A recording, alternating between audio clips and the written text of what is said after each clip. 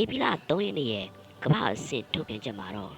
ကျွန်တော်တို့မြန်မာလက်ရွေးစင်မျိုးသားဘောလုံးသင်းဟာအဆင့်9ခုထိခုန်တက်ခဲ့ပါတယ်အဆင့်9ဆင့်ထိခုန်တက်ခဲ့တာကြောင့်ကျွန်တော်တို့မြန်မာလက်ရွေးစင်မျိုးသားသင်းဟာအကြီးမားဆုံးသောမှတ်တမ်းတစ်ခုရရှိခဲ့ပါတယ်အရင်လတွေက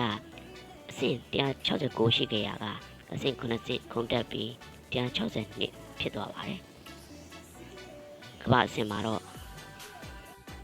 စပိန်တင်းကအဆင့်2နေရာပြန်ယူသွားပြီးပြင်သစ်တင်းကအဆင့်3နေရာကိုပြန်ဆင်းခဲ့ရပါတယ်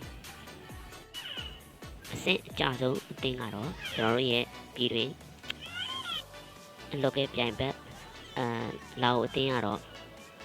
အဆင့်အနည်းဆုံးဖြစ်နေပြခဲ့တာကိုတွေ့ရပါတယ်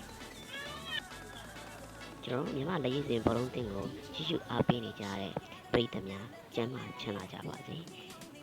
ဘေးရန်အန္တရာယ်မှာလည်းကင်းဝေးပါစေမြန်မာလက်ရည်စင်ဘောလုံးတင်ကိုစားကျွန်တော်ကပဲဆုတောင်းမေတ္တာပို့သလိုက်ရပါတယ်ခင်ဗျာ